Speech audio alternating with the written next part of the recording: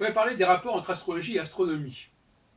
J'ai déjà évoqué en passant comme cela, mais je crois que je n'ai pas dit assez clairement les choses. C'est que mon modèle de lecture, c'est qu'il y a une matrice, et puis il y a ses dérivés, ses dépendances. C'est vrai pour le français par rapport à l'anglais, pour le judaïsme par rapport au christianisme, c'est vrai pour l'homme par rapport à la femme. Il y a toujours un élément qui vient prolonger. Et on peut dire également que c'est vrai dans le rapport entre l'astrologie et l'astronomie. Alors, je vais esquisser la thèse, je la développerai peut-être à un autre moment ou sur d'autres supports. Pour moi, au départ, l'homme ne s'intéressait pas aux astres. Mais, disons qu'à un moment donné, il y a une civilisation extraterrestre, si on veut, qui s'est servie des astres pour créer une sorte de système, pour créer du temps, une structure de temps. Et à partir de ce moment-là, ça c'est ce qu'on appellerait la proto-astrologie, en quelque sorte. Ce qui est la vraie astrologie. L'astrologie alpha Vega. À partir de ce moment-là, on a accordé beaucoup plus d'importance aux astres. Et l'astronomie est née de cette proto-astrologie. C'est une astrologie qui ne se sert que de quelques facteurs. Et comme dans d'autres cas, eh bien, le prolongement, lui, il va englober des éléments qui ne faisaient pas partie de la matrice.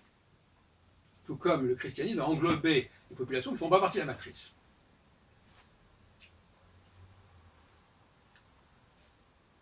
On sait d'ailleurs, alors c'est un débat qu'on peut avoir les astronomes d'ailleurs, je pense que c'est très intéressant, un débat épistémologique sur d'où vient l'astronomie, comment est née l'astronomie. Ce qui est clair, c'est que les astronomes, y compris les astronomes contemporains, ont joué quelque part sur l'intérêt pour l'astrologie. Personne ne les a forcés, par exemple, à nommer les nouvelles planètes au-delà de Saturne du nom de dieux mythologiques. Uranus, Neptune et Pluton. Et s'ils l'ont fait, à mon avis, c'est en réalité parce que les autres noms des planètes avaient déjà été donnés par les astronomes. Donc il y a une vieille tradition. Et alors elle s'exprime de manière un petit peu paradoxale par le fait que les astronomes ont toujours eu envie de parler d'astrologie. Et même de parler au nom de l'astrologie. Prenez par exemple le Que sais-je sur l'astrologie, l'édition PUF. Il est depuis déjà une dizaine d'années l'œuvre d'astronomes et pas d'astrologues. C'est extraordinaire ça. Notamment Zarka et Kunt, que j'ai interviewé d'ailleurs. Donc, les astronomes ont un rapport extrêmement ambivalent par rapport à l'astrologie. L'astrologie qui sait, alors on pourrait presque dire, si vous voulez, d'une certaine manière, que l'astrologie actuelle est une astrologie inventée par les astronomes et qui vient prolonger la vraie astrologie. Et donc dans ce sens-là, je dirais qu'en effet, l'astrologie actuelle, nourrie, saturée d'astronomie, est une astrologie d'astronomes. Alors je sais bien que ça ne veut pas dire que les astronomes acceptent cette astrologie, mais quelque part, il y a une relation, parce que malgré tout, l'astrologie actuelle se présente comme un commentaire, comme une exégèse de l'astronomie contemporaine. Ils intègrent toutes les... Prenons quelqu'un comme Jean-Pierre Nicolas, il a créé son système, il intègre les planètes traditionnelles, plus, dans un groupe spécialement, les planètes trans-saturniennes, qui donne le système RET. Il se veut un porte-parole de l'astronomie. C'est une astrologie astronomique.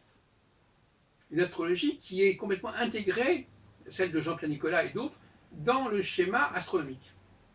En opposition à l'astrologie que moi je propose, et qui n'est pas du tout intégrée dans le schéma de l'astronomie traditionnelle, puisqu'il ne prend pas en compte la totalité des astres du système solaire, mais il n'en prend en compte que d'un seul.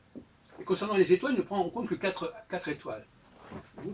Donc l'astrologie actuelle, c'est une astrologie astronomique.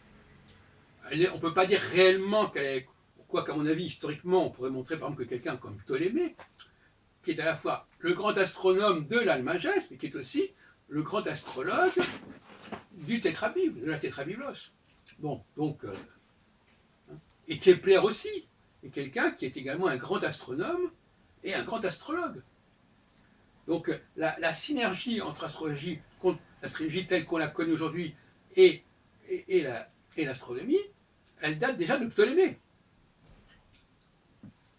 Donc effectivement, les astrologues actuels, ce sont des astronomes qui, au fond, ils se retrouvent un peu entre deux feux. Ils ne sont ni reconnus par les astronomes, ni véritablement en phase avec la véritable astrologie. Mais malgré tout, c'est une branche de l'astronomie. L'astrologie actuelle est une branche de l'astronomie. Voilà ce que je veux dire, ça paraît clair.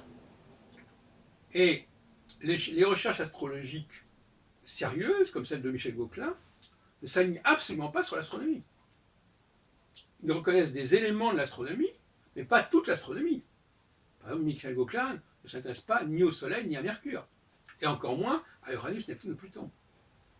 Et moi-même, je ne m'intéresse qu'à Saturne et à Aldébaran, Altares, Régulus et Fomalhaut, comme l'étoile.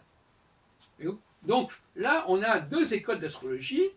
Une école d'astrologie qui, à mon avis, est matricielle, celle que je défends, et celle que défend quelque part par ses travaux à titre posthume Michel Gauquelin. De l'autre côté, une astrologie contemporaine qui ne jure que par l'astronomie, qui est à la traîne de l'astronomie, et qui finalement exprime quelque part une sorte de dépendance de l'astronomie par rapport à l'astrologie initiale et matricielle.